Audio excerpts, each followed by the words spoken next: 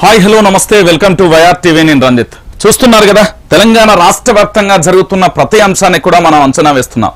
నిజానికి ఈ రోజు చాలా విషయాలను కూడా మీతో పంచుకోవాలి. తెలంగాణ ప్రజలారా ఒకసారి ఆలోచించండి. వచ్చిన తెలంగాణ రాష్ట్రంలో జరుగుతున్న కొన్ని అంశాలను చూస్తే మనం ఇన్నాళ్ళు ఎందుకురా ఈ తెలంగాణ కోసం పోరాటం చేశామనే ఒక అంశం అయితే, దానితో పాటు వచ్చిన తెలంగాణలో ఈ బ్రతుకులన్నీ చిత్ర విచిత్రంగా మారిపోయాయనే మరొక ఆలోచన కూడా వస్తుంది. నిజానికి జరుగుతున్న పరిణామాలు, ఇక్కడ జరుగుతున్న అసలు విషయాలను చూస్తే ఏం చేయాలో కూడా పాల్పోని పరిస్థితి కనబడుతుంది. ప్రస్తుతం తెలంగాణలో ఇలాంటి పరిస్థితి ఉంది అంటే మీరు నమ్ముతారా? నిజంగా కూడా అలాంటి పరిస్థితే ఉంది. ఎందుకు నేను ఈ మాట చెప్తున్నా అంటే, ప్రజలారా ఒకసారి ఆలోచించండి.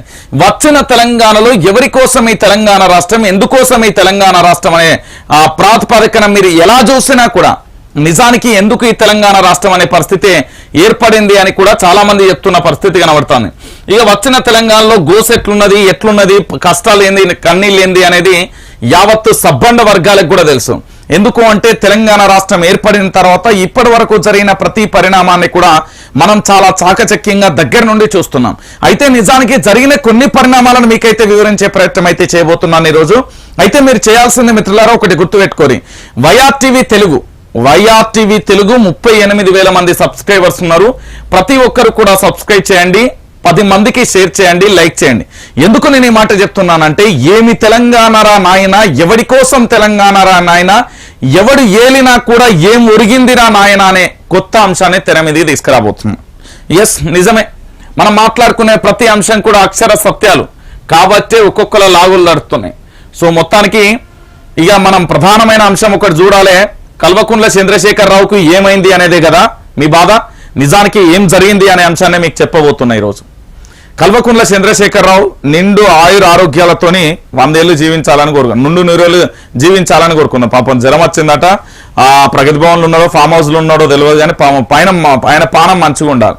ఎందుకంటే ఇంకింత తెలంగాణ సంపదను దోసుకోవాలి, ఇంకింత దాచుకోవాలి, ఇంకింత జనాలను పిక్క తినాలి. ఎందుకంటే ఆ నొప్పి మనకస్తనే కదా తెలిసేది. వారం రోజుల బట్టి ముఖ్యమంత్రికి కొంచెం అస్వస్థత ఉన్నది అని చెప్తున్నారు. మరి అది నిజమేంతో అబద్ధమేంతో విషయాన్ని పక్కన పెడితే గానీ, ఇక్కడ కల్వకుంట్ల చంద్రశేఖరరావు ఎట్లున్నాడు అనే విషయాన్ని పక్కన పెడితే తెలంగాణ రాష్ట్ర వ్యాప్తంగా కూడా భయంకరమైన జ్వరాలు విజృంభిస్తున్న పరిస్థితి కనబడుతుంది. పక్కన డెంగ్యూ, మలేరియా, ఇతరత్ర వైరల్ ఫీవర్ తోని తెలంగాణ రాష్ట్ర ప్రజలంతా అల్లాడిపోతుంటే కూడా ఎక్కడా చలనం లేదు. మీరు చూడండి, ఆసుపత్రులు, గాంధీ ఆసుపత్రి, ఉస్మానియా ఆసుపత్రి, నిమ్స్, ఆ పక్కన పిల్లల దవాఖానా, అబ్బబ్బబ్బా ఎక్కడికి వెళ్ళినా కూడా జ్వరాలతో అల్లాడిపోతుంటే కూడా రాష్ట్ర ప్రభుత్వం మొద్దు నిద్రపోతుంది అని చెప్పడంలో ఎలాంటి డౌట్ లేదు. ఎందుకు నేను ఈ మాట చెప్తున్నానంటే, తెలంగాణ ప్రజలారా ఒక్కసారి మీరు ఆలోచించాలి. మన దాంట్లో ఏమన్నా అంటే వైద్య ఆరోగ్య శాఖ మంత్రి అంటే ఎంబీబీఎస్ చదివి ఎండీ చేసి ఉంటే, లేకపోతే ఆయనకి ఉన్న కొన్ని అర్హతలను బట్టి మంత్రి పదవి ఇస్తారు, అర్థం పర్థం. కానీ మన దగ్గర అలాంటి లేదు కదా. ఏంది డబల్ షూటర్, ట్రిపుల్ షూటర్ అనేది, ఆ షూటర్ ఎప్పుడో ఆ పతనం అయిపోయింది. ఇప్పుడు ఆయన వల్ల ఏం కాదు. ఎందుకని మాట చెప్తానా, సరే మీకు ఒక ఎగ్జాంపుల్ చెప్తా చూడరు. ఎగ్జాంపుల్ ఏంది, లైవ్ ఎగ్జాంపుల్ చెప్తా చూడరు. ఇగో ఇది హరీష్ అట్టర్ ఫ్లాప్, చిక్కుళ్లలో ట్రబుల్ షూటర్, బీఆర్ఎస్ లో వలసలను కంట్రోల్ చేయలేని 6 అడుగుల బుల్లెట్, కాకా ఫ్యామిలీ పార్టీ నుంచి తీవ్ర ఒత్తిడి, హుజరాబాద్ దుబ్బాకలోనూ ఫెయిల్, మైనంపల్లి టార్గెట్ తో మస్కబారిన హరీష్ ప్రతిష్టత, గూడెంకు టికెట్ ఇప్పించడంపై అసంతృప్తులు, పటాన్ చెరువు ఆస్తులు కాపాడుకునేందుకే అనే ఆరోపణలు, బీఆర్ఎస్ లో పెరిగిన జంపింగ్స్, చేరికలు మాత్రం శూన్యం, కలకలం రేపుతున్న కుంభం కామెంట్స్, ఇక మామకు తలనొప్పిగా మారిన ట్రబుల్ షూటర్ వైఖరి అంటూ కూడా ప్రధానమైన అంశాన్ని మనం చూస్తున్నాం. నేను చెప్పిన కదా, ఒక మంత్రికి మంత్రి పదవి ఇవ్వాలంటే కొన్ని అర్హతలు ఉంటాయి. అది ముఖ్యంగా తెలంగాణ ప్రజలారా గుర్తుపెట్టుకోండి. ఆరోగ్యం, వైద్యం విషయంలో కూడా మనం చాలా చాకచక్యమైన ఏంది అంటే ఆ పదవిని ఇవ్వడానికి కూడా వెనక ముందు ఆలోచిస్తారు. కానీ ఇప్పుడు అలాంటి పరిస్థితి లేదు. 6 అడుగుల బుల్లెట్ అట్టర్ ఫ్లాప్ అయిందని చెప్పడంలో ఎలాంటి డౌట్ లేదు. ఎక్కడ హుజరాబాద్ ఎన్నికలలో కానీ దుబ్బాకలో ఓటమిని చవి చూసిన తర్వాత ఆయన గ్రాఫ్ అనేది పడిపోయింది. దాంతో పాటు ఇంకొక అంశం ఏంటంటే, ఇక్కడ ఇది పటాన్ చెరువు నియోజకవర్గంలో నీలమ్మకు రావాల్సిన టికెట్ ను గూడెం మైపాల్ రెడ్డికి ఇచ్చిండు. కేవలం తన ఆస్తులను కాపాడుకునేందుకు మాత్రమే ఈ విధంగా చేసిండు అనేది మరో అంశం. ఇక ఇంకొక అంశం ఏంటంటే, ఇదే బీఆర్ఎస్ లో జంపింగ్ జలంగులు కానీ ఇతరత్ర మారుతా ఉంటే కూడా ఎవరు పట్టించుకునే పరిస్థితి కనబడుతుంది. ఇక మరోవైపు ఏంది అంటే, ఇటు కుంభం అనిల్ కుమార్ కూడా నిన్న హాట్ కామెంట్ చేసిండు. మొత్తానికి కల్వకుంట్ల చంద్రశేఖరరావుకి మామకు తలనొప్పిగా మాత్రం హరీష్ రావు మారిండు అని చెప్పడంలో ఎలాంటి డౌట్ లేదు. ఇక రైట్, బీఆర్ఎస్ లో హరీష్ రావు ట్రబుల్ షూటర్, కేసీఆర్ కు చేదోడు వాదోడుగా ఉంటారు, వెన్నుదన్నుగా నిలబడి అండగా ఉంటారని పార్టీ శ్రేణులు ఆయనను ఆకాశానికి ఎత్తి ఆకాశానికి ఎత్తినవి. కానీ అలాంటి హరీష్ రావు వైఖరి ఇప్పుడు పార్టీకి తలనొప్పిగా మారింది. హరీష్ నియంతృత్వ పోకడలతో పార్టీ నుంచి చాలా మంది నేతలు వెళ్లిపోతున్నారు. హరీష్ వ్యవహార శైలి పొమ్మనలేక పొగబెట్టినట్లయింది. గతంలో ఇదే పరిస్థితి ఈటెల రాజేందర్కి ఎదురైంది. కొన్నాళ్ల క్రితం కాంగ్రెస్ కీలక నేత కుంభం అనిల్ కుమార్ బీఆర్ఎస్ లో జాయిన్ అయ్యారు. అయితే కుంభం మళ్లీ కాంగ్రెస్ తీర్థం పుచ్చుకున్నారు. కుంభం సొంత గూటికి పోయిన సందర్భంగా హరీష్ పై తీవ్ర వ్యాఖ్యలు చేశారు. తాను పార్టీ మారడం వెనుక హరీష్ తీరే కారణమని చెప్పుకొచ్చారు. కుంభం చేసిన ఈ వ్యాఖ్యలు బీఆర్ఎస్ వర్గాలలో తీవ్ర చర్చనీయాంశంగా మారాయి. ఉమ్మడి మెదక్ జిల్లాలో హరీష్ రావు మకుటం లేని మహారాజ్ అయ్యారు. బీఆర్ఎస్ అధికారంలోకి వచ్చిన నుంచి కంబైన్డ్ డిస్టిక్ లో పెత్తనమంతా హరీష్ రావుదే. దివంగత దుబ్బాక శాసనసభ్యులు సోలిపేట రామలింగారెడ్డి మరణించిన తర్వాత ఆయన సతీమణి సోలిపేట సుజాతకు టికెట్ పెంచడంలో హరీష్ దే కీలక పాత్ర. అప్పట్లో రాష్ట్ర ఇంటెలిజెన్స్ వర్గాలు సోలిపేట కుటుంబం దుబ్బాక ఉప ఎన్నికల బరిలో ఉంటే గెలవడం కష్టమేనని అభిప్రాయాన్ని కేసీఆర్ కూడా తెలియజేసినట్లుగా తెలిసింది. అయితే అయినప్పటికీ కేవలం హరీష్ మాటలను కాదనలేక కేసీఆర్ ఈ టికెట్ను సోలిపేట సుజాత కేటాయించారు. ఎన్నికల బాధ్యతలను కూడా హరీష్ కి అప్పగించారు. అయితే దుబ్బాక బైపోలో మన ట్రబుల్ షూటర్ పోకడలు పాచికలు పారకపోవడం, వ్యూహాలు బెడిసి కొట్టడం గమనార్హం. ఈ తర్వాత జరిగిన హుజరాబాద్ ఉప ఎన్నికలలో ప్రచారంలోనూ హరీష్ రావు ఇక్కడ కీలక భూమిక పోషించినప్పటికీ ఇక్కడ బీఆర్ఎస్ పరాజయం పాలైంది. మరోవైపు మైనంపల్లి ఇటీవల హరీష్ రావుపై చేసిన వ్యాఖ్యలు ట్రబుల్ షీటర్ ప్రతిష్టను మరింత మస్కబార్ చేశాయి. ఇక మెదక్లో ఏమైనా నీ కీపా అని మైనంపల్లి చేసిన కామెంట్స్ హరీష్ రావు ఇమేజ్ ను డ్యామేజ్ చేశాయి. ఇక హనుమంతరావు వ్యాఖ్యలపై అటు హరీష్ రావు నుంచి కూడా అంతగా సీరియస్ రెస్పాన్స్ కాకపోవడం గమనార్హం. పటాన్ చెరువులో సిట్టింగ్ ఎమ్మెల్యే గూడెం మైపాల్ రెడ్డికి అంతగా ప్రజలలో మద్దతు లేదనే అభిప్రాయం ఉన్నది. ఇక్కడ ముదిరాజ్ సామాజిక వర్గానికి చెందిన నీలం మధుకు టికెట్ ఇస్తే బీఆర్ఎస్ విజయం సునాయాసంగా కూడా అవుతుందనే ప్రచారం ఉంది. ఈ విషయాన్ని బీఆర్ఎస్ అధినాయకత్వం కూడా నీలం వైపే మొగ్గు చూపినట్లుగా సమాచారం. కానీ హరీష్ రావు ఒత్తిడి మేరకు నీలంకు కాకుండా స్థానిక శాసనసభ్యులు గూడెంకు అవకాశాన్ని కల్పించినట్లుగా బీఆర్ఎస్ వర్గాలు చర్చించుకుంటున్నాయి. పటాన్ చెరువులో హరీష్ రావు వేల కోట్ల ఆస్తులు పోగేసుకున్నట్లుగా సమాచారం. బీఆర్ఎస్ పవర్ లోకి రాకముందుకే నుంచి హరీష్ రావు ఇక్కడ ఆస్తులు పోగేసుకున్నట్లుగా ఆరోపణలు. అప్పట్లో పాత మెదక్ జిల్లా బీఆర్ఎస్ అధ్యక్షులుగా ఉన్న ప్రస్తుత ఎమ్మెల్యే రఘునందన్ రావు ఉండేవారు. రఘునందన్ రావు పటాన్ చెరువు ప్రాంతంలో పొలిటికల్ గా యాక్టివ్ గా ఉండడం, బీఆర్ఎస్ జిల్లా అధ్యక్షులుగా పనిచేయడాన్ని హరీష్ అస్సలు జీర్ణించుకోలేకపోయారు. ఈ నేపథ్యంలోనే రఘునందన్ రావును హరీష్ రావు ఒత్తిడి తట్టుకోలేక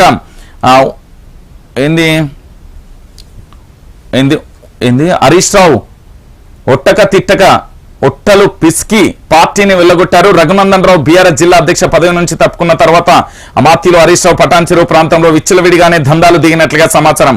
అందులో భాగంగానే పటాన్ చెరువు సెగ్మెంట్ లో వేల కోట్ల ఆస్తులు పోగేసుకున్నారని బీఆర్ఎస్ వర్గాలే చెప్తున్నాయి. కానీ ఇప్పటికీ ఆస్తులు కాపాడుకునేందుకు బీఆర్ఎస్ అధినాయకత్వంపై ఒత్తిడి తెచ్చి పటాన్ చెరువు నియోజకవర్గంలో నీలం మధుకు కాకుండా గూడెం మైపాల్ రెడ్డికి ఇచ్చింది అనేది ప్రధానమైన అంశం. రైట్, ఇది చూసిలు కదా వార్త. ఏంది వార్త అనేది మీకు ఇప్పటికే అర్థమైపోయింది కదా. హరీష్ రావుకు సంబంధించి తెలంగాణ రాష్ట్ర వ్యాప్తంగా ట్రబుల్ షూటరు, 6 అడుగుల బుల్లెట్, ఇవన్నీ ఒక నాటి ముచ్చట. ఎందుకంటే సోషల్ మీడియా తనకంటూ ఉన్న ఒక సోషల్ మీడియా దాదాపు కొన్ని వందల మంది కూడా దాంట్లో పనిచేసి తన యొక్క అంశాన్ని ప్రతినిత్యం కూడా సోషల్ మీడియాలో విస్తృతంగా వ్యాప్తి చేసే ప్రయత్నం చేస్తారు. కానీ అసలు వాస్తవ రూపం ఏంటంటే హరీష్ రావు నుండి దగ్గరగా చూసిన వ్యక్తులందరూ కూడా ఆయనను నియంతృత్వ పోకడలను ఆయనను జీర్ణించుకోలేక అందరూ కూడా బయటకు వచ్చిన పరిస్థితి. అయితే దాంట్లో భాగంగానే కుంభం అనిల్ కుమార్ నిన్న సంచలన వ్యాఖ్యలు చేశారు.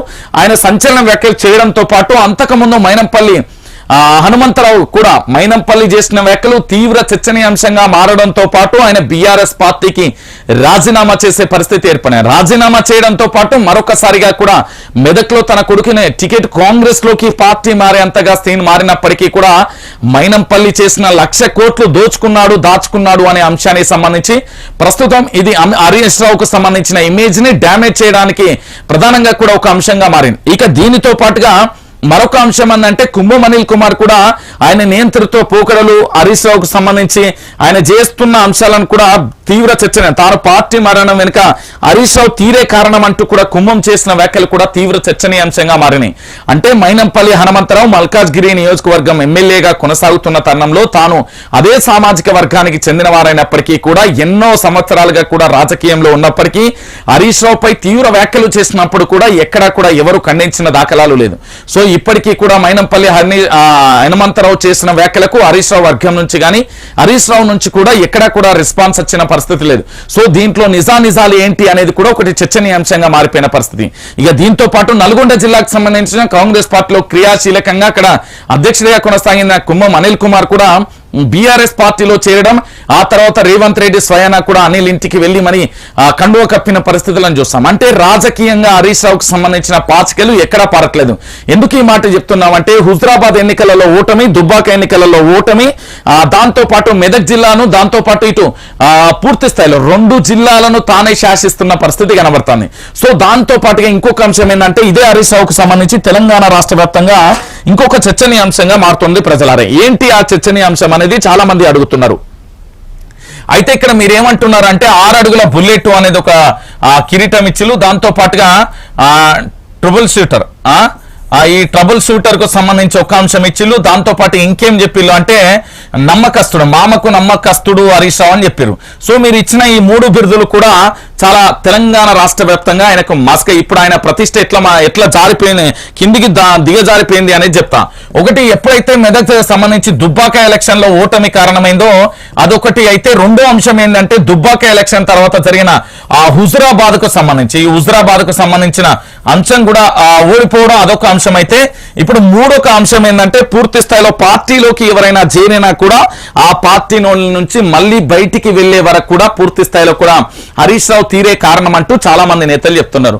దీంట్లో ముఖ్యంగా మైనంపల్లి యొక్క వార్త కావచ్చు, దాంతో పాటు ఇంకొక అంశానికి సంబంధించి మైనంపల్లితో పాటుగా పూర్తి స్థాయిలో ఇప్పుడు అనిల్ చేసిన వ్యాఖ్యలు కూడా, ఈ 2 అంశాలు కూడా, వీళ్ళిద్దరు చేసిన వ్యాఖ్యలు కూడా తెలంగాణ రాష్ట్ర వ్యాప్తంగా చర్చనీయాంశంగా మారుతున్న పరిస్థితి కనబడింది. సో హరీష్ రావుకు సంబంధించి దుబ్బాక ఎన్నికలలో ఓడిపోవడం, తర్వాత హుజరాబాద్ ఎన్నికలలో ఓడిపోవడం, తర్వాత మైనంపల్లి తీవ్రమైన వ్యాఖ్యలు, అనిల్ కుమార్ వెళ్ళిపోవడం, దాంతో పాటుగా వలసలని కట్టడి చేయలేకపోతుండో, వలసలకు సంబంధించి భరోసా ఇవ్వలేకపోతుండు, ఈ వలసల కారణంగా కూడా చాలా మంది పార్టీ మారుతున్నారు అనేది ప్రధానంగా కూడా చర్చనీయాంశంగా మారుతుంది. సో ఇక్కడ జరిగే ప్రధానమైన అంశం ఏంటి అంటే ఇక్కడ పార్టీ వలసలను కూడా హరీష్ రావు కంట్రోల్ చేయలేకపోతుంది అనేది ఇది పార్టీ పరంగా జరుగుతున్న అంశం. రైట్. ఇక హరీష్ రావుకు సంబంధించి మరొక భయంకరమైన విషయం ఏంటి అంటే ఈయన వైద్య ఆరోగ్య శాఖ మంత్రిగా కొనసాగుతున్నారు. మీ అందరికీ తెలిసిన విషయమే. తెలంగాణ రాష్ట్ర వ్యాప్తంగా గిరిజన పల్లెలలో ఇప్పటికీ కూడా డోలా వేసుకుని మంచాన్ని కట్టుకుని దాంట్లో పురిటి నొప్పులతోనే బాధపడుతున్న మహిళను 3 కిలోమీటర్ల నుంచి 5 కిలోమీటర్లు 8 కిలోమీటర్లు వాగులు వంకలు దాటుతూ అడవులు కొండలు కోణాల నుంచి కూడా ఇప్పటికీ కూడా గిరిజన ప్రజలు అల్లాడిపోతా ఉంటే వైద్య ఆరోగ్య శాఖ మంత్రి గారు ఎక్కడా అనే ప్రశ్నలు వస్తున్నాయి. దాంతో పాటు వైద్య ఆరోగ్య శాఖ మంత్రికి సంబంధించి పూర్తి స్థాయిలో మీరు తెలంగాణ రాష్ట్ర వ్యాప్తంగా ఎక్కడ చూసినా కూడా నిజాన్ని నిర్భయంగా చెప్పుకుందాం, నిజాన్ని నిర్భయంగా మాట్లాడుకుందాం. నేను ఎందుకు ఈ మాట చెప్తున్నానంటే ప్రజలారా, ఈ రోజు తెలంగాణ రాష్ట్ర వ్యాప్తంగా కూడా ప్రజలందరూ కూడా తీవ్రమైన జ్వరాలతో అల్లాడిపోతా ఉన్నారు. దాంతో పాటు డెంగ్యూ, మలేరియా విజృంభిస్తుంది. పిల్లల పరిస్థితి అయితే చెప్పాల్సిన అవసరం లేదు. ఒకే బిడ్డలో 2-3 పిల్లలు కూడా ఆసుపత్రులలో ఉన్న పరిస్థితులు కూడా కళ్ళ ముంగట కనబడుతున్నాయి. మరి వైద్య ఆరోగ్య శాఖ మంత్రి ఎక్కడా అనే ప్రశ్న కూడా వస్తున్న పరిస్థితి. దీంతో పాటు తెలంగాణలో ఉన్న 33 జిల్లాలు అంటే ఉమ్మడి 10 జిల్లాలకు సంబంధించి మీరు ఎక్కడ చూసినా కూడా వైద్యం నమో నారాయణ అనే పరిస్థితి ఏర్పడిన పరిస్థితి కనబడుతుంది. ఎందుకంటే పూర్తి స్థాయిలో మీరు ఎటువైపు నుండి ఏ అంకం నుంచి ఎటునైంది మీరు వెళ్ళినా కూడా పూర్తి స్థాయిలో కూడా ఇదే జరుగుతున్న తెలంగాణ ప్రజలు. అందుకే నేను చెప్తున్నా, వచ్చిన తెలంగాణలో గోసపడుతున్నాం మనం, వచ్చిన తెలంగాణలో బాధపడుతున్నాం మనం. ఇప్పుడు కేవలం ట్రబుల్ షూటర్ 6 అడుగులకు సంబంధించిన బీఆర్ఎస్ పార్టీ అధినేత కల్వకుంట్ల చంద్రశేఖర్ రావుకు నమ్మకస్తుడైన హరీష్ రావుకు సంబంధించి హరీష్ రావు మీద ఇప్పుడు పుంకాలుగా ఆరోపణలు వస్తున్న పరిస్థితి కనబడుతుంది. అయితే దీంట్లో ఇంకొక విచిత్రం కూడా లేదు. నేను చాలా మందిని అడిగిన, అయితే ఈ వార్త రాశారు. ఈ వార్త రాసిన తర్వాత మిత్రుని పత్రికలో రాసినప్పుడు నేను చాలా మంది ఒక 10-15 మంది జర్నలిస్టులకు దాదాపుగా వీళ్ళ ఏజ్ అంతా ఎంత ఉంటుంది అనుకుంటారు, వీళ్ళ ఎక్స్పీరియన్సే మీడియాలో ఒక 35 సంవత్సరాలు ఉంటుందండి. ఆల్మోస్ట్ నా వయసు అంత ఉంటుంది వీళ్ళ ఎక్స్పీరియన్స్. వీళ్ళతో పాటుగా మొత్తం 15 నుంచి 18 మంది రిపోర్టర్లని కాల్ చేసిన ఈ రోజు ఉదయం ఇప్పుడు లైవ్ కు చేయడానికి ముందు. ఏంటి తెలంగాణ రాష్ట్ర వ్యాప్తంగా కేసీఆర్ మీద ఆరోపణలు వస్తాయి, కేటీఆర్ మీద ఆరోపణలు వస్తాయి, ఆఖరికి సంతోష్ మీద ఆరోపణలు వస్తున్నాయి, కవిత మీద ఆరోపణలు వచ్చినాయి, దాంతో పాటు ఈ కేసీఆర్ కుటుంబం మీద ఆరోపణలు వచ్చినాయి. మరి హరీష్ రావు మీద ఇంత నిజంగా ఇంత మంచి వ్యక్తా అనేది ఎంక్వైరీ చేయడం మొదలుపెట్టింది. అంటే మనం ఏం చేస్తామంటే ఏ విషయాన్నైనా పూర్తి స్థాయిలో పరిశోధన చేస్తే ఆ డాక్యుమెంట్ చేస్తే మన టేబుల్ మీద పెట్టినాకనే ఇక్కడ లైవ్ స్టార్ట్ అవుతుంది. ఎందుకంటే రేపు పూర్వపరాలు. అయితే హరీష్ రావుకి సంబంధించి ఇదే సిద్దిపేట జిల్లాకు సంబంధించిన బీజేపీ అక్కడ అధ్యక్షుడిగా కొనసాగు సిద్దిపేటకు సంబంధించి మాజీ అధ్యక్షుడు, సిద్దిపేటలో కంటెస్ట్ అభ్యర్థిగా గతంలో పోటీ చేసిన నరోత్తమును నేను ఆయన నరోత్తమ్కు సంబంధించి నా మీద గతంలో కేసులు పెట్టిండు, రకరకాలుగా కూడా ఇబ్బంది పెట్టిండు కూడా అని ఆయన చెప్పిన పరిస్థితి. మరి సిద్దిపేటకు సంబంధించి వాళ్ళు చేసిన లైవ్లు కూడా అన్నిటి నేను కూడా అడిగే పరిస్థితిని చూస్తాను. కానీ నేను వ్యక్తిగతంగా ఎక్కడ పోవట్లేదు. ఇక్కడ కేవలం నేను రాజకీయ విధానాలు దాంతో పాటు వీళ్ళ యొక్క పరిపాలన పరంగా పోతున్నా. నేను ఇప్పుడు ఎందుకు చెప్తున్నా అంటే బీఆర్ఎస్ పార్టీకి సంబంధించి పూర్తి స్థాయిలో వలసలను హరీష్ రావు అడ్డుకోలేకపోతున్నారు. ఒకప్పుడు పార్టీని తన చేతిలో పెట్టుకుంటే ఎవరైనా హరీష్ రావు మాట అంటే వేదంగా ఉండాల్సింది. ఇప్పుడు ఎందుకు పట్టించుకుంటలేరు? Number 1 point. నెంబర్ 2, తనకి ఇచ్చిన బాధ్యతలను కూడా తాను తూచా తప్పకుండా ఏదైనా సమర్థవంతంగా కూడా నిర్వహించే వ్యక్తి ఎవరైనా ఉన్నారు అంటే హరీష్ రావు. మరి అలాంటి హరీష్ రావుకు సంబంధించి ఈసారి వైద్య ఆరోగ్య శాఖ మంత్రిగా ఇచ్చినప్పటికీ ఇప్పటికీ కూడా గిరిజన పల్లెలలో ఇంకా వైద్యం నమో నారాయణ పరిస్థితి ఎందుకు వచ్చింది? దాంతో పాటు మంచి మంచి హాస్పిటళ్లలో కూడా ఇప్పటికీ ప్రైవేట్ హాస్పిటల్కి సంబంధించి బోగస్ డాక్టర్లు ఉన్నారు, బోగస్ ల్యాబులు ఉన్నాయి. దాంతో పాటుగా ఇంకా కూడా వీళ్ళు తీసుకొచ్చిన విధానం ఏదైతే ఉందో మెడిసిన్ ఏదైతే ఉందో ప్రభుత్వ ఆసుపత్రులకు సంబంధించి మాత్రమే అక్కడ ప్రభుత్వ దాకా ప్రైవేట్ ఏజెన్సీలు వద్దు అనేది ఒక చర్చనీయాంశంగా మారింది. దాంతో పాటు అటెండెన్స్ విషయంలో కూడా ఒక రచ్చ కూడా జరిగిన విషయాన్ని మనం చూసాం. సో ఈ 3 అంశాలు కూడా అంటే వైద్య ఆరోగ్య శాఖలో కూడా ఈయన రోజు రోజుకు ఎందుకు గ్రాఫ్ పడిపోతున్నది అనేది ఇప్పుడు తెలంగాణ రాష్ట్ర వ్యాప్తంగా చర్చనీయాంశంగా మారుతుంది. సో హరీష్ రావుకు సంబంధించి ఉన్న మంచి పేరు కానీ, హరీష్ రావుకు సంబంధించి ఉన్న బ్రాండ్ కానీ, హరీష్ రావుకు సంబంధించిన ఇమేజ్ రోజు రోజుకు గ్రాఫ్ పడిపోతున్నది. ఎందుకు అనేది ఇక్కడ మనం చాలా క్లారిటీగా చూస్తున్నాం. ఎందుకంటే హుజరాబాద్ ఎన్నికలకు సంబంధించి కావచ్చు, దాంతోపాటు దుబ్బాక ఎలక్షన్స్ కావచ్చు, దాంతోపాటు ఇక్కడ మెదక్ జిల్లాకు సంబంధించి గూడెం రెడ్డికి టికెట్ కేవలం తన ఆస్తులను కాపాడుకోవడానికి అనే అంశం కావచ్చు. ఇటు మైనంపల్లి చేసిన వ్యాఖ్యలు తెలంగాణ రాష్ట్ర వ్యాప్తంగా కూడా తీవ్ర చర్చనీయాంశంగా మారిన పరిస్థితి కనబడింది. మైనంపల్లి చేసిన వ్యాఖ్యలకు సంబంధించి జరిగిన ఒకటే ఒక అంశం ఏంది అంటే 1,00,000 కోట్లు సంపాదించిండు అనేది చర్చ జరగాలి. కానీ ఇక్కడ ఏంది అంటే హరీష్ రావు మీద చేస్తున్న వ్యాఖ్యలను పక్కన పెట్టి బీఆర్ఎస్ కు తన కొడుకు టికెట్ ఇవ్వలేదు అనే అంశాన్ని టాపిక్ డైవర్ట్ చేసి కానీ 1,00,000 కోట్ల ఆస్తులు ఎక్కడ అనేది ప్రశ్న. ఇక దాంతో పాటు నిన్న జరిగిన మన అనిల్ భాయ్ పార్టీ మారగానే సంచలన వ్యాఖ్యలు చేసిండు.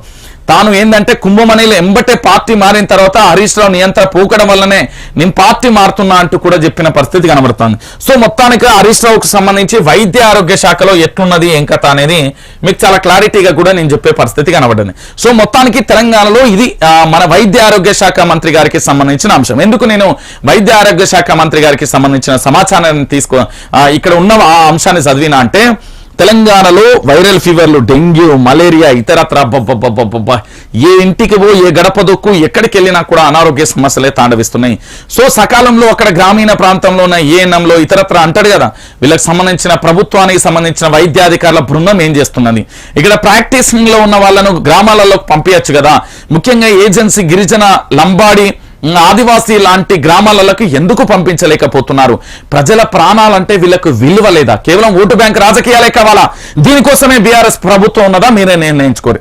రైట్. ఇక దీంతో పాటు ఇంకో అంశానికి పోదాం. ప్రధానంగా కూడా ఇదంతా ఎక్కడి నుండి స్టార్ట్ అయిందంటే మన కేసీఆర్ కొద్దిగా సుస్థి వేసింది అనే కాడ నుండి స్టార్ట్ అయింది. రైట్. ఇక పథకాలకు బ్రేక్. మరో అంశం, పథకాలకు బ్రేకులు, దళిత బంధు సహా పలు స్కీంలకు అంతరాయం, 1,00,000 సాయం, గృహలక్ష్మి సైతం నిలుపుదల, సరిగ్గా ఎన్నికల షెడ్యూల్ కు ముందు పథకాల ఫలాలు అందించే ప్లాన్. ఇక కరెక్ట్ టైంలో ఇస్తే ఎలక్షన్ లో మైలేజ్ వస్తుందనే భావన. ఇప్పుడే ఇస్తే అప్పటికి ఓటర్లు మర్చిపోతారనే భయం. కోడ్ పేరుతో అడ్డుకుంటే ఈసీ విపక్షాలను నిందించే స్కెచ్, స్కీమ్లను ఓటు బ్యాంకుగా మలుచుకునే ప్రణాళిక అంటూ కూడా ప్రధానమైన అంశాన్ని చూసారు. మీరు ఇక్కడ ఎవరు ముచ్చటేంటారు? రాష్ట్ర ముఖ్యమంత్రి కల్వకుంట్ల చంద్రశేఖరరావు గారి సారథ్యంలోని ప్రభుత్వానికి సంబంధించి సబ్బండ వర్గాలకు అందించే కొన్ని పథకాలను ఆయన తీసుకొచ్చిండు. దాంట్లో ముఖ్యంగా కూడా ఆయన తీసుకొచ్చింది దళిత బంధువు గాని, దాంతో పాటు గృహలక్ష్మి గాని, 1,00,000 సాయం, ఈ 3 స్కీమ్లకు సంబంధించి ఇస్తా అని చెప్పిండు. అయితే దీనికి బ్రేకులు పడ్డాయి. కేవలం ఎలక్షన్ టైంలో ఇస్తాం. అసలు విషయం ఏంటంటే వాళ్ళ యొక్క గల్లపెట్టల రూపాయి కూడా లేదు. తెలంగాణ రాష్ట్ర ప్రభుత్వం దగ్గర చిల్లి గవ్వ కూడా లేదు. మీరు పోన్రి, అడుగుర్రి, సమాచార హక్కు చట్టం ద్వారా సమాచారాన్ని అడగండి. మీకు ఉన్న సన్నిహితులు, స్నేహితులు ఎవరైనా అధికారులు ఉంటే కూడా రాష్ట్ర ప్రభుత్వం దగ్గర చిల్లి గవ్వలేదు. లేనప్పుడు ఎట్లిస్తారు? ఇవ్వరు. వచ్చిన రూపాయలలో 2 రూపాయలను దాచి వీళ్ళు ఏం చేస్తున్నారు అంటే మీరు దళిత బంధు వస్తుందా అని ఆశపడుతున్నారేమో. అసలు గ్రామాలలో జరిగే రియాలిటీ కూడా మీకు చెప్పే ప్రయత్నం చేస్తా. నేను ఒక 25 మంది దళిత బిడ్డలను, నా దళిత జాతిని కలిసిన నా వాళ్ళు చెప్పిన ముచ్చటే మీకు చెప్తున్నా. స్వయాన నేను ఉచ్చి పెరిగిన ఊరుకా నుండి రాష్ట్రం వరకు మొత్తం ఉమ్మడి 10 జిల్లాలకు సంబంధించి అన్ని గ్రామాలకు సంబంధించి ఒక్కసారి మొత్తం తిరగదోడిన అసలు ఏం జరుగుతుంది దళిత బంధు స్కీమ్ అనేది. నా దళితులకు సంబంధించి సంతోషంగా ఉన్నారా, వీళ్ళకి సంబంధించి ఏం జరుగుతున్నది అనేది ఒక వీడియో కాన్ఫరెన్స్ పెట్టుకున్నాం మేము. అయితే దళితులకు సంబంధించి జరిగిన విషయం ఏంటంటే 10 లక్షల రూపాయలు ఇస్తున్నారు. రైట్, మీకు గుర్తున్నది కదా, 10 లక్షల రూపాయలను ఎవరికి, పేద ప్రజలకు ఇవ్వడానికి సిద్ధమైంది రాష్ట్ర ముఖ్యమంత్రి కల్వకుంట్ల చంద్రశేఖరరావు గారి ప్రభుత్వం.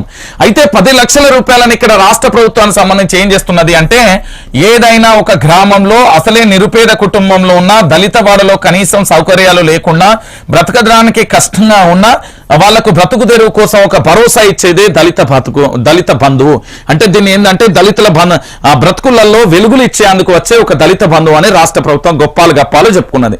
రైట్, ఇది క్లియర్ కట్. కానీ ఫస్ట్ మన కేసీఆర్ ఖజాన్లో చిల్లి కావలేదు, ఇది మొదటి పాయింట్. ఇక రెండో అంశం ఏంటంటే, తెలంగాణ ప్రజలరా ఇక్కడ చెప్తున్నాడు కదా, ఈ దళిత బంధువు 10 లక్షలను 5 దళితులకు చొప్పున మనిషికి 2 లక్షల చొప్పున ఇస్తున్నారు. ఇది రాష్ట్ర ముఖ్యమంత్రి కల్వకుంట్ల చంద్రశేఖరరావు గారి పరిపాలనలో పథకాలు అద్భుతంగా అమలవుతున్న పరిస్థితి.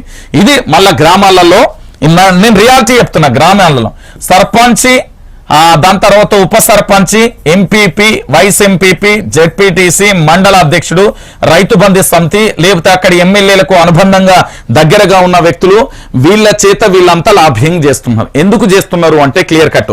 10 లక్షల రూపాయలలో 5గురికి ఇస్తే 5 కుటుంబాలకు సంబంధించి ఎంత లేదన్నా 4 ఓట్లున్నా ఏం చేస్తారంటే వీళ్ళు పూర్తి స్థాయిలో ఒక 20 ఓట్లన్నా ఒక్కొక్కటి వస్తుంది. దాంతో పాటుగా ఏం చేస్తారు, ఇట్లా ఓటు బ్యాంకు రాజకీయాలు చేస్తున్నారు. దళితుల జీవితాలలో వెలుగు నింపడం కాదు, దళితుల బ్రతుకులలో చీకటిస్తున్నారు. ఇంకా ఈ పథకం వీళ్ళు తీసుకుంటే రేపు పొద్దుగాల గృహలక్ష్మి స్కీమ్ అడ్డు వస్తుంది, దాంతో పాటు ₹1,00,000 స్కీమ్ కూడా అడ్డు వచ్చే పరిస్థితి. ఎందుకు అంటే నువ్వు ఆల్రెడీ దళిత బంధు తీసుకున్నావు నాయన, నీకు ఈ స్కీమ్ నువ్వు అర్హుడే కాదు అంటే మా దళిత సోదరుడు, మా దళిత మహిళ ఎక్కడికి వెళ్ళాలి, ఎవరిని ప్రశ్నించాలి, ఎవరితో మాట్లాడాలి, ఏం చేయాలి? ఈ రోజు అవకాశం ఉన్నదని నా దళిత సోదరులారా, ఎందుకు అంటే ఇక్కడ జరుగుతున్న అంశానికి సంబంధించి నేను చెప్తున్నా, నా దళిత జాతి, నా దళిత సోదరులు, నా దళిత బిడ్డలందరికీ కూడా ఈ రోజు ఏదో 10 లక్షల రూపాయలలో తలా 2 లక్షల రూపాయలు ఇస్తామని చెప్తున్నారు కదా. ఈ 2 లక్షలను కనుక మీరు తీసుకున్నా, లేదా దళిత బంధు ఎవరో ఒక్కరి పేరు మీద వస్తుంది కదా, వచ్చిన పేరు మీద వాళ్ళు తీసుకున్నా, రేపు భవిష్యత్తులో మీకు ఇల్లు లేకపోతే గృహలక్ష్మి రాదు, ₹1,00,000 సాయం రాదు, ఏదైనా ఒక పథకానికి మీరు అర్హులు కాకుండా పోతారు. దయచేసి ఆలోచించుకోండి. 2 లక్షలకు ఆశపడితే భవిష్యత్తు ఫ్యూచర్లో నీకు రావాల్సిన ఫలాలన్నీ కోల్పోతావు. ఇది రాష్ట్ర ముఖ్యమంత్రి గారి దళిత బంధు. సరే, దీంట్లో 5గురికి ఇస్తారు, తలా 2 లక్షలు ఇస్తారు, ఓకే రైట్, మాట్లాడుకుందాం. మళ్ళా దీంట్లో ఏంటంటే ఆ 10 లక్షలలో తలా 2 లక్షలు ఇస్తారు కదా, ఇక్కడ 20,000 రూపాయలు ఇవ్వాలి. ఆ 2 లక్షలలో ఎవరైతే మనకు ఈ పథకాన్ని అమలు చేసి ఇంప్లిమెంటేషన్ చేసి మనకి ఇస్తారో దాంట్లో 20,000 రూపాయలు కమిషన్ ఇవ్వాలి. ఈ కమిషన్ లో 10,000 రూపాయలు ఎమ్మెల్యే సాప్కు పోతాయి, 5,000 ఇతరత్ర ఎవరి అధికారికి ఇంకొక తనికి పోతాయి అనేది ప్రాథమిక సమాచారం. దీని మీద నువ్వు సిబిఐ ఎంక్వైరీ చేసుకో, లేకపోతే ఈడీ ఎంక్వైరీ చేసుకో, నువ్వు నీ దగ్గర ఉన్న దర్యాప్తు సంస్థలను మొత్తం ఫస్ట్ అరెస్ట్ అయ్యేది ఎవరో తెలుసా? బీఆర్ఎస్ పార్టీకి సంబంధించిన 8 మంది ఎమ్మెల్యేలు అరెస్ట్ అవుతారు. ఏది? దళిత బంధు విషయంలో. ఎందుకు నేను ఈ మాట చెప్తున్నానంటే, ఈ రోజు దళిత బిడ్డలకు సంబంధించి దళిత బంధు ఇస్తున్న స్కీము బోగస్. వాళ్ళ జీవితాలలో వెలుగు నింపడం కాదు, 5 కుటుంబాలలో చిచ్చు పెడుతున్నది. వీళ్ళకి ఎంత వస్తుందో తెలుసా? చివరి వరకట నేను అడిగిన, నిన్న ఒక పెద్ద మనిషిని ఒక ఎంపీపీ దగ్గరికి వెళ్ళి వాళ్ళు అడుగుతా ఉంటే, ఏంది బాబాయ్ మీరు ఏం చేస్తున్నారు అని నేను అడిగిన. అంటే ఇట్లా 10 లక్షలు వస్తున్నాయిరా, 5గురికి ఇస్తున్నాం, దీని మీద పేపర్లు కూడా రాసుకుంటున్నాం, ఈ 5 లక్షలలో తలా 2 లక్షలు. వాళ్ళ దళిత బిడ్డలు మా సోదరులు ఏమంటున్నారంటే, అన్న మనకి ఎంతో కొంత జర ఆసరగా ఉంటుందన్నా, అందుకే తీసుకుంటున్నాం అన్నారు. మరి మీరు 2 లక్షలు తీసుకుంటున్నారా అన్నాను. లేదన్నా ఇలా 20,000 ఇస్తామన్నా, వాళ్ళకి ఎవరైతే ఇప్పించలో దాంట్లో 10,000 ఎమ్మెల్యే పోతాయా, మరి 10,000 వీళ్ళు ఎమ్మెల్యేతో మాకు తెలియదన్నా, మొత్తానికైతే 10 లక్షలలో 20% కమిషన్ అయితే ఎమ్మెల్యేకి పోతుందన్నా అని చెప్పారు. 20% కమిషన్ ఎమ్మెల్యే పోతుందన్నా అని చెప్పారు. రైట్, ఇది దళిత బంధువుకు సంబంధించి. ఇక ₹1,00,000 సాయం గృహలక్ష్మి. మీరు ₹1,00,000 సాయం మీకు గుర్తే ఉండాలి. మన హిందూ ముస్లిం అనే ఇప్పుడు ఇక్కడ తెర మీదకి రావాలి. ఎందుకు రావాలి అంటే, మీకు తెలుసు ఈ రాష్ట్ర హోంమంత్రి మొహమ్మద్ అలీ గారు ఈ పథకానికి సంబంధించి ఇచ్చేటప్పుడు ఇలా 100,000 మందికి ఇచ్చిండు, మైనార్టీ బిడ్డలకు. మరి హిందువులు అంటే అంత కోపం ఎందుకో నాకు అర్థం కాలేదు. దాంతో పాటు క్రిస్టియన్లకు కూడా ఇచ్చిన పరిస్థితి కనబడ్డది. ఇప్పటి వరకు తెలంగాణలో నేను చెప్తున్నా, ఏ ఒక్క హిందూ నికార్సైన హిందూ బిడ్డలారా మీరు గుర్తు పెట్టుకోరి, ₹1,00,000 సాయం మీకు రాలే, మీ చేతికి రాలే. కానీ ఇతరత్ర మైనార్టీ క్రిస్టియన్లకు సంబంధించి ఇచ్చింది. మరి ఎందుకు ఇచ్చిర్రు అనేది మీరు అడగాలి.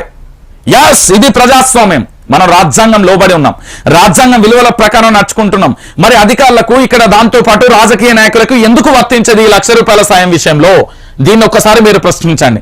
ఇక దాంతోపాటు గృహలక్ష్మి స్కీమ్ అనేది ఇది దేనికి అంటే డబుల్ బెడ్రూమ్ ఇల్లు అయితే ఏదైతే ఉందో ఆ డబుల్ బెడ్రూమ్ ఇల్లుకు సంబంధించి పూర్తి స్థాయిలో దాన్ని నేను అమలు చేయలేకపోతున్నా, నాది తప్పైంది, మీ కాలు మొక్కుతాన ప్రజలారా అంటూ చెప్పి గృహలక్ష్మికి సంబంధించి కల్వకుంట్ల చంద్రశేఖరరావు ఇచ్చే 3 లక్షలు భూమి ఉన్నలకు. ఈ 3 లక్షల రూపాయలు మా దగ్గర ఉన్న సుతారి బాబాయో లేకపోతే మామనో వాళ్ళ దగ్గర పోతే ఇదంతా మాకులే అయితే కాదు బిడ్డ, 3,20,000 రూపాయలు మేము 4 రూములు బాత్రూములు దాంతో పాటు ప్రహారీ కూడా కడితేనే తీసుకుంటున్నాము, ఇది ఏ ముక్కులో పెట్టుకుంటాడో కల్వకుంట్ల చంద్రశేఖరరావుకి చెప్పు అని అన్నారు. అంటే ఇప్పుడు నీ పథకాలు 3 బోగస్. Okay, clarity. నువ్వు ఇక్కడ మతాన్ని చూసినావు, కులాలను చూసినావు, ఇక్కడ గృహలక్ష్మి అచ్చటాలకు నువ్వు ఆల్రెడీ నీ యొక్క ఓటమిని అంగీకరించి పథకాన్ని తీసినావు. దళిత బంధువును ఆల్రెడీ నేను 3 ఎకరాల భూమి దళితులకు సంబంధించి ముఖ్యమంత్రి పదవిస్తా, ఆల్రెడీ దాంట్లో నేను మోసం చేస్తా, దీంట్లో పాటు దళిత బంధువు విషయంలో కూడా మిమ్మల్ని వంచించి మోసం చేస్తున్నా, మీరు ఒక గొర్రెలు రా, నేను చెప్తే వినాలరా నాయన అంటే మనల్ని గొర్రెలని చేస్తున్నాడు ఈ పెద్ద మనిషి. Yes, this is fact.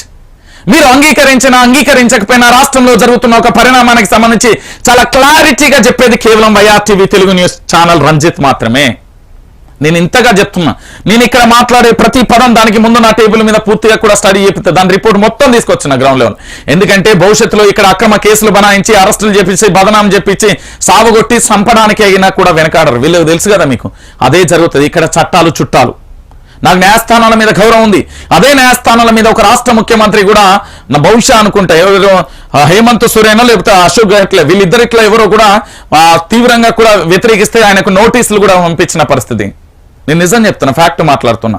నిజంగా మనం రాజ్యాంగాన్ని లోబడి అంటే మరి పథకాలు ఏ ఒక్కటి కూడా అమలు కావట్లేదు. సో ప్రజలారా జర జాగ్రత్తగా ఉండండి. నేనేమంటున్నా అంటే అధికార మార్పిడి చాలా అవసరం, లేకపోతే మనం గోసపడడం కాదు, భయంకరమైన పరిస్థితులు ఏర్పడతాయి. ఓకేనా, రైట్. ఇక మరో అంశం, కవితకు రిలీఫ్ 2 నెలల పాటు సమాన్లు ఇవ్వద్దు ఈడీని ఆదేశించిన సుప్రీంకోర్టు. తదుపరి విచారణ నవంబర్ 20కి. ఇక రెంట్కి చెడ్డ రేవడి, దిక్కుతోచని స్థితిలో బీజేపీ రెబల్స్, ప్రశ్నార్థకంగా కేసీఆర్ వ్యతిరేక పోరాటం, కవిత అరెస్ట్ పైన తప్పిన అంచనాలు, వారి ఆశలపై నీళ్లు చల్లిన హైకమాండ్, సుప్రీం ఉత్తర్వులతో బలపడిన డౌట్ అంటూ కూడా నేను చాలా క్లారిటీగా చెప్పిన. ఏమన్నా అంటే కల్వకుంట్ల చంద్రశేఖర్ 4 స్కెచ్లు వేసాను. ఆ 4 స్కెచ్లు ఏందో మీకు చెప్తాను. మొట్టమొదటి స్కెచ్ చేసి తెలంగాణ ప్రజలారా మీరు గుర్తుపెట్టుకోవాలి.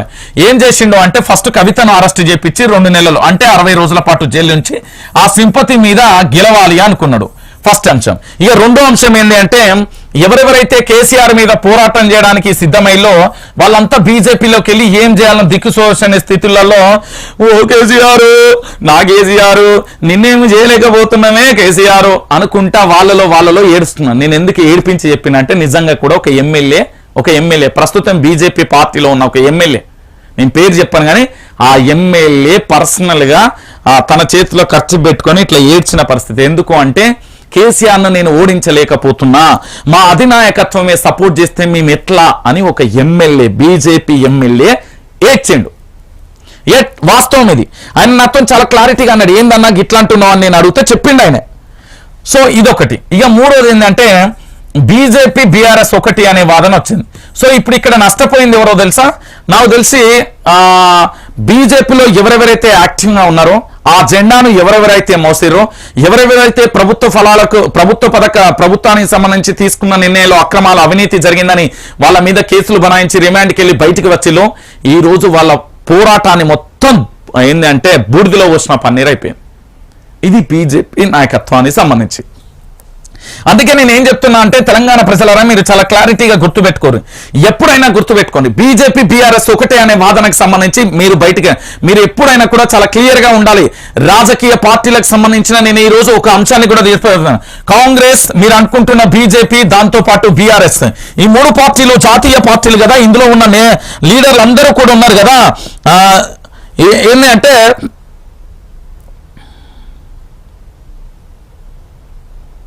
ఇక్కడ ఏంది అంటే ఈ 3 పార్టీలకు సంబంధించి ప్రధానం చెప్తా, ఒక్క నిమిషం చెప్తా, చూసిన వాట్సాప్.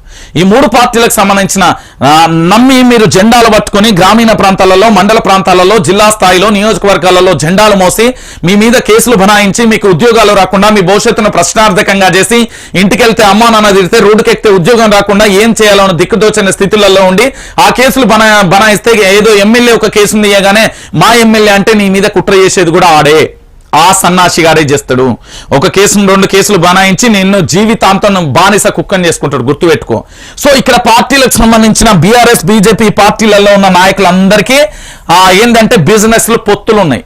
ఇప్పుడు ఒక బీజేపీ, బీఆర్ఎస్, ఒక్కొక్కరు ఎమ్మెల్యేలు 3 ఉన్నారు అనుకుందాం. 3 పార్టీలకు సంబంధించిన ఎమ్మెల్యేలు అని చెప్తాను నేను నా దగ్గర వాస్తవాలు ఇంకొక 2-3 రోజులు వస్తాయి టేబుల్ మీదకి. ఈ ఎమ్మెల్యేల భార్య లేకపోతే వాళ్ళ పిల్లలు, వాళ్ళ మనవడు, వాళ్ళ తమ్ముళ్ళ పేర్లో వీళ్ళందరూ కలిసి ఏం చేస్తారు అంటే కంపెనీలు స్టార్ట్ చేసుకుంటూ వాళ్ళు నడుస్తుంది. బయటికి మాత్రం నువ్వెంత రేవంత్, నువ్వెంత కేసీఆర్, నువ్వెంత కిషన్ రెడ్డి, నువ్వెంత కోదండం, లేకపోతే నువ్వెంత ఆర్ఎస్పీ, నువ్వెంత విశారాధన్, నువ్వెంత కమ్యూనిస్టు నేతలారా, ఇట్లా ఒకరికొకరు విమర్శలు చేసుకుంటారు. కానీ వాస్తవం ఏంటంటే వీళ్ళ సూట్ కేసులు అన్నీ ఒకటే. నేను అందుకే చెప్తున్నా, ఈ రోజు గల్లలు చింపుకున్నాడు మానేరి. దయచేసి మీరు నిజంగా రాజకీయాలను అబ్జర్వ్ చేయండి సోదరులారా. ఈ రోజు జరిగే అంశం ఏంటంటే ఇక్కడ కవిత విషయం ఇంతకంటే మీకు క్లారిటీ, నిజాన్ని ఇంకా బయటికి తీసుకొచ్చే పరిస్థితి లేదు. సో ఇది చాలా క్లియర్ కట్. ఓకేనా, రైట్. ఇక మొత్తానికి కవితకు సంబంధించి అనుకున్న వ్యూహాలని బెడిసికొట్టడంతో ఏం చేయాలో కూడా అర్థం కాని పరిస్థితి. కానీ ఇగో చెప్పిన కదా, కల్వకుంట్ల చంద్రశేఖరరావుకు వైరల్ ఫీవర్ వచ్చిందట.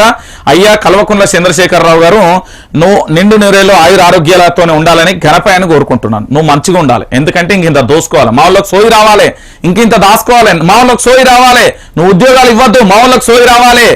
నువ్వు ఆయుర ఆరోగ్యాలతో ఉండు. కాదంటే చెప్పు, నేను ఇవాళ పోయి మా గణపతి దగ్గర పూజ ఉన్న అయ్యగారు వచ్చిండా, పూజ చేపిస్తాను, మీకు లైవ్ కూడా పెడతా. కేసీఆర్ కోసం నేను పూజలు కూడా చేపిస్తాను. నేను చెప్తున్నా కదా, కల్వకుంట్ల చంద్రశేఖరరావు నువ్వు సంతోషంగా ఉండాలనయ్యా. మా వాళ్ళందరినీ పిక్కు తినాలి కదా, మాకు ఒకరు లేకపోతే మేము ప్రశాంతంగా ఉండలేం.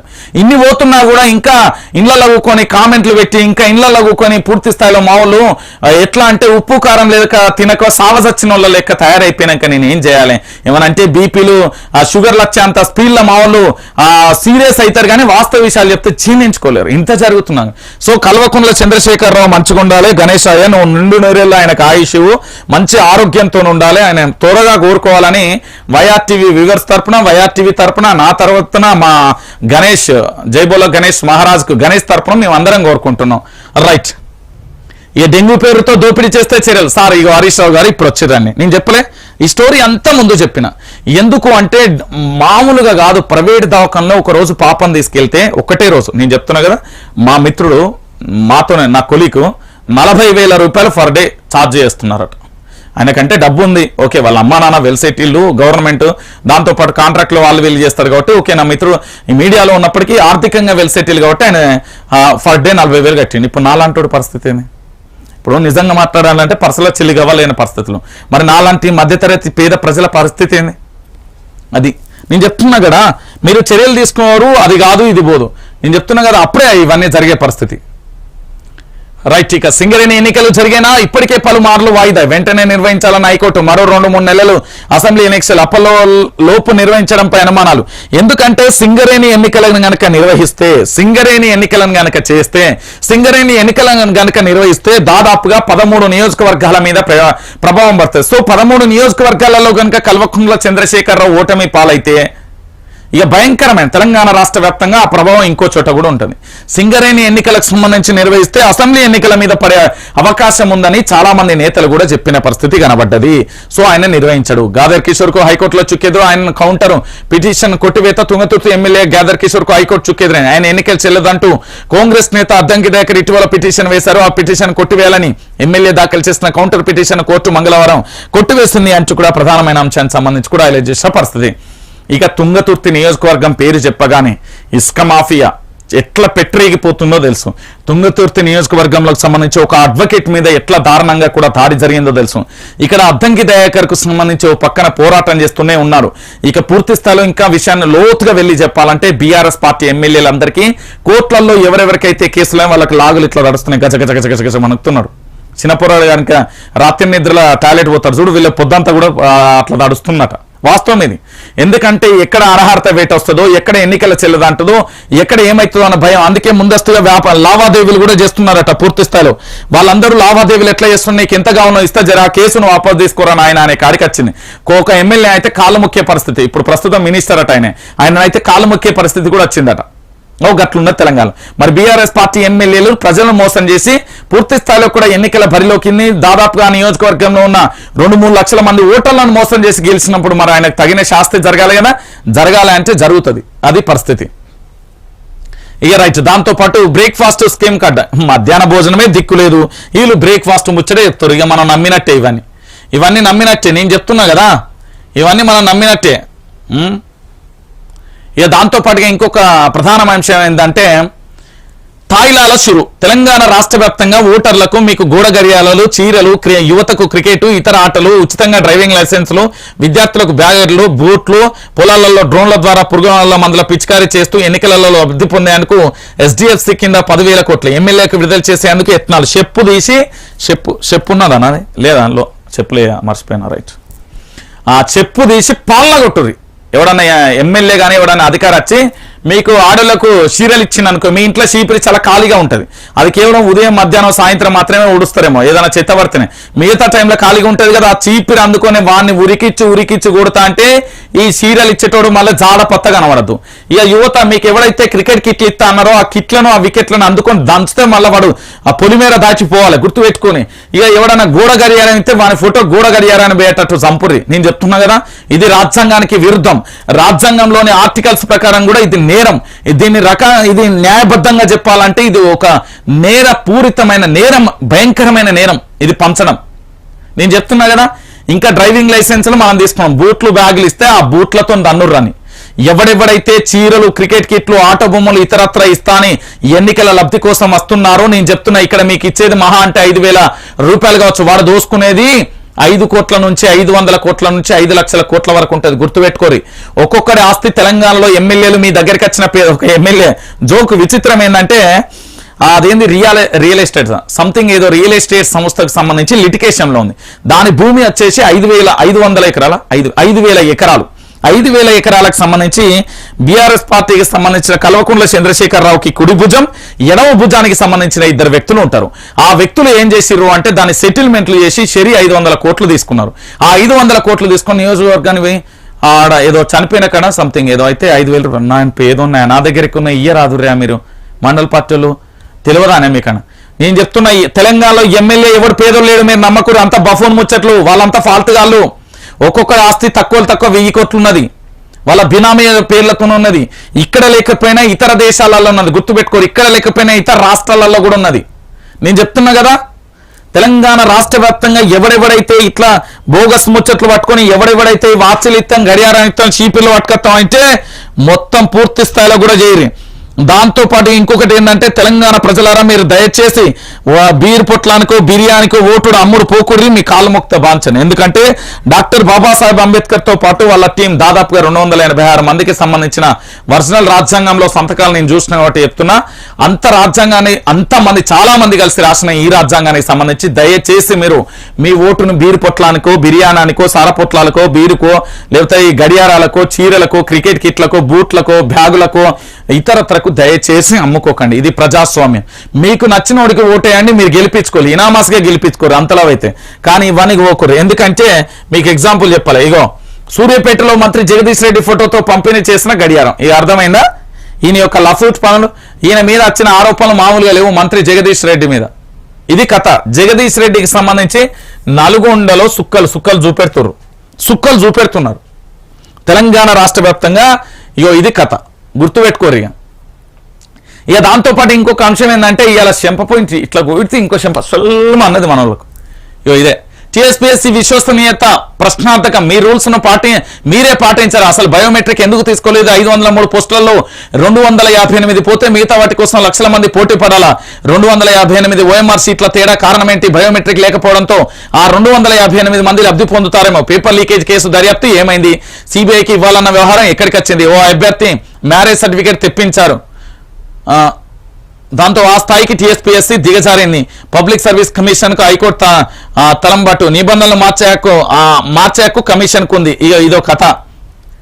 ఆలేరు ఎమ్మెల్యే సునీతకు జరిమానా కౌంటర్ దాఖలు చేయనందుకు 10,000 ఫైన్ విధించిన హైకోర్టు. ఎమ్మెల్యేల పరిస్థితి అయిపోయింది. కానీ ఇక నిజం చెప్దాం, అసలు మీకు తెలంగాణలో ఉద్యోగాలు వస్తాయా రావు ఆ నమ్మకం నాకైతే వచ్చింది. మీకు వచ్చిందో రాలేదో నాకు తెలియదు. కానీ ఎందుకు అంటే టీఎస్పీఎస్సీ మీద దాంట్లో విశ్వసనీయత కోల్పోయిలు. అదే హైకోర్టు చెప్పింది.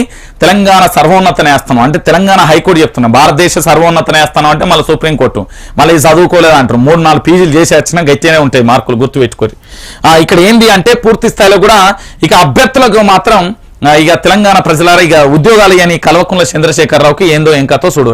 ఇక చంద్రబాబు అరెస్టుపై ర్యాలీని చేయలేము, అది ఏపీలోని రెండు పార్టీల మధ్య ఘర్షణ, తెలంగాణలో వేదిక చేసుకోవడం కుదరదు, ఇక్కడ ఆ రెండు పార్టీల ఉనికి లేదు, ఈ విషయంలో మీ తటస్థంగా ఉన్నాం, లోకేష్ జగన్ పవన్ నాకు దోస్తులే, టీడీపీకి అనుమతిస్తే వైసీపీలో వస్తారు, లోకేష్ అడిగితే అదే విషయం చెప్పా, పార్టీ నేతలు వ్యక్తిగతంగా స్పందిస్తే ఓకే, కేటీఆర్ దేశంలో గవర్నర్ పదవులు అవసరమా, దేశంలో ఉద్యమ నేతల మండలికి అన్ఫిట్టా మంత్రి అంటూ కూడా మంత్రి కేటీఆర్ కు జవాబు ఇవ్వాల్సిన పని లేదు అంటూ కూడా మరో విషయానికి సంబంధించి కూడా ఇలా చేసింది. ఇక ఏంది అంటే తెలంగాణలో పూర్తి స్థాయిలో కూడా చంద్రబాబుకు సంబంధించి అంశానికి సంబంధించి చూస్తున్న పరిస్థితి. రైట్, ఇక దీంతో పాటుగా మరో అంశాన్ని కూడా చూద్దాం. ఏంది అంటే ప్రధానమైన అంశాలు మాత్రమే మనం చూస్తాం, ఎందుకంటే ఇక బీసీలకు 40 సీట్లు ఇవ్వాల్సిందే, కాంగ్రెస్ ఓబీసీ లీడర్ల డిమాండ్, ఠాక్రే రేవంత్ కలిసి వినతి పత్రాలు అంటూ కూడా మరో అంశానికి సంబంధించి కూడా హైలైట్ చేసిన పరిస్థితి అయితే కొనసాగుతుంది. మొత్తానికి ఏం జరుగుతున్నది ఏం కథ అనేది కూడా మీరు చూడాల్సిన పరిస్థితి అయితే కొనసాగుతుంది. ఇక దాంతో పాటుగా మరో అంశం ఏంది, సింగరేణి పని అయిపోయింది, కాక ఏం చేయలేడు కానీ అమ్మ తోడు ఎన్నికలు వస్తే అభివృద్ధి యాదికి ప్రతి రాజకీయ నాయకుడికి వచ్చేది ఇదే.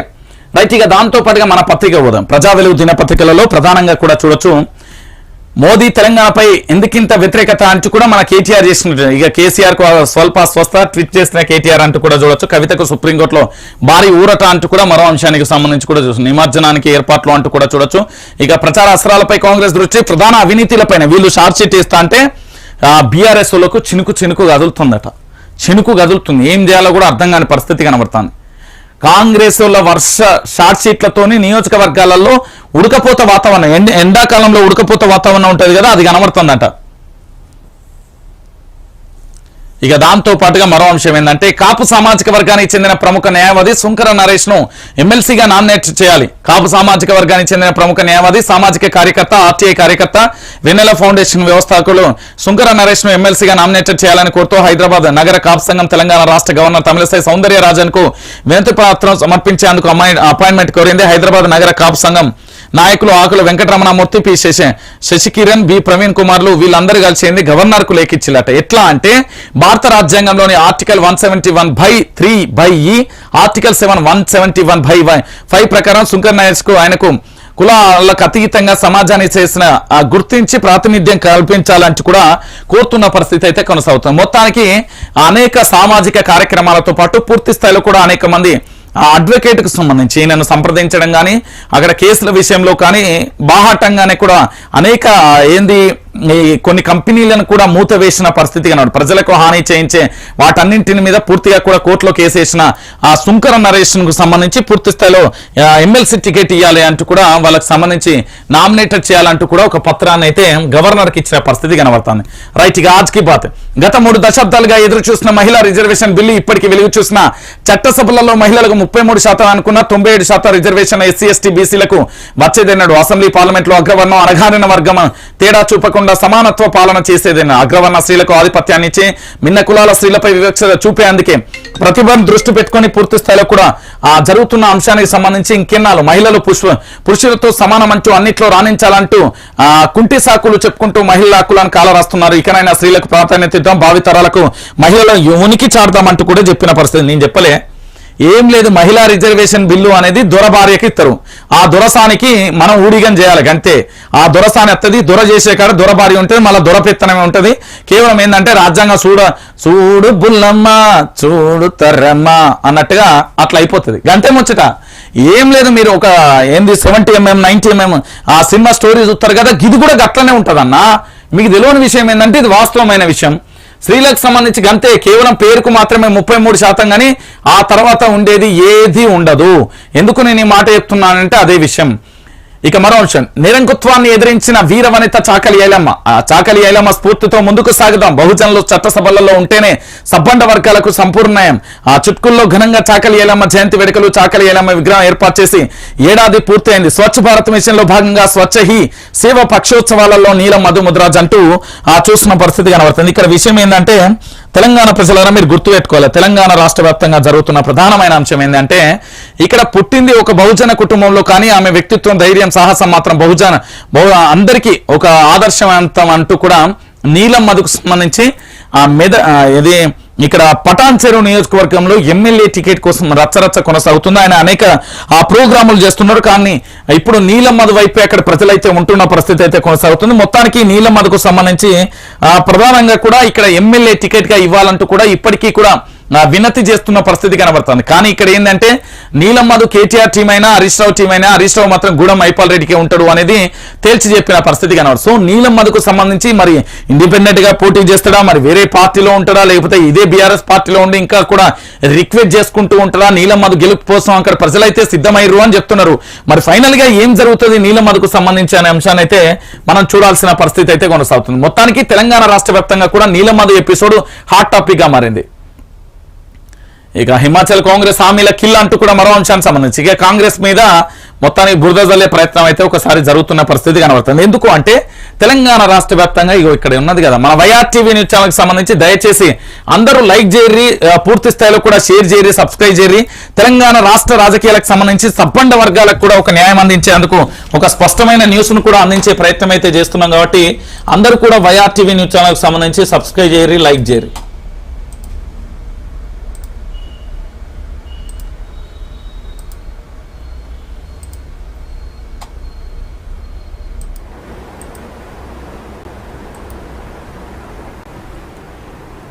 హాయ్ హలో నమస్తే, వెల్కమ్ టు వైఆర్ టీవీ. నేను రంజిత్. చూస్తున్నారు కదా తెలంగాణ రాష్ట్ర వ్యాప్తంగా